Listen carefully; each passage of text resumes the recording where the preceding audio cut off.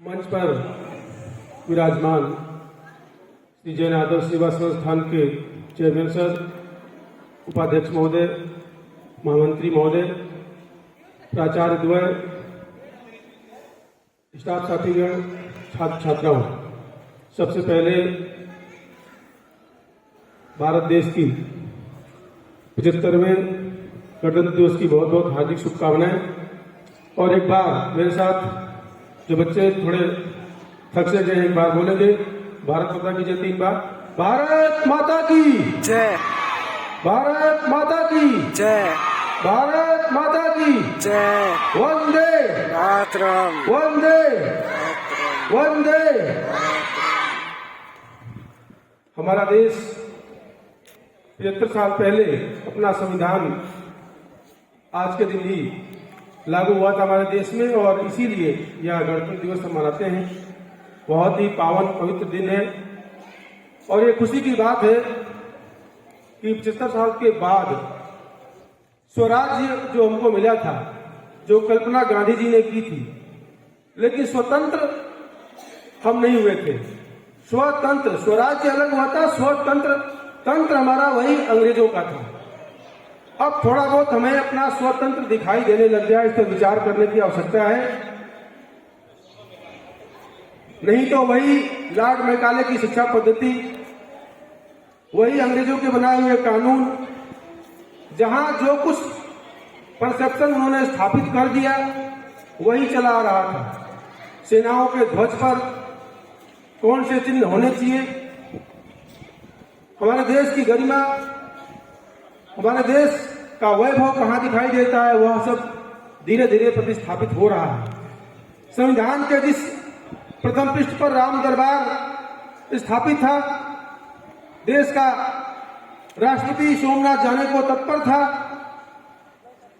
उसको रोकने वाले लोग, जो राम को नकारने वाले लोग, आज राम राज्य की कल्पना पुनः साकार और प्रतिस्थापित होने जा रही है। ये 75 साल के बाद प्रारंभ हुआ है, यह स्वतंत्र की स्थापना है। शिक्षा पद्धति में बदलाव हुआ, हमारी नीतियों में बदलाव हुआ, यह सब हमारे आत्मगौरव को जगाने के लिए काफी है। और इस युवा पीढ़ी, इस नव पीढ़ी को जानना चाहिए। सरकारें आती हैं, सरकारें जाती हैं, देश स्वतंत्र होते हैं, गुलाम होते हैं, लेकिन जब हम मानसिक रूप से गुलाम हो जाते हैं उसका कोई भी रास्ता नहीं है। वस्तुतः हम मानसिक रूप से गुलाम हो चुके थे, इसीलिए अंग्रेजी भाषा से द्वेष नहीं, अंग्रेजियत पे डूबते जा रहे थे। हमने अपने वस्त्र, हमने खान पान, इस देश में गुलामी का प्रतीक विश्व में ताजमहल बांटा जा रहा था, आज राम मंदिर का प्रतिमूर्ति, प्रतिलिपि देश के बाहर, गीता की प्रतिलिपि देश के बाहर बांटी जा रही है। हमारी संस्कृति, हमारा वैभव बाहर जा रहा है और इसको पूरा विश्व स्वीकार कर रहा है।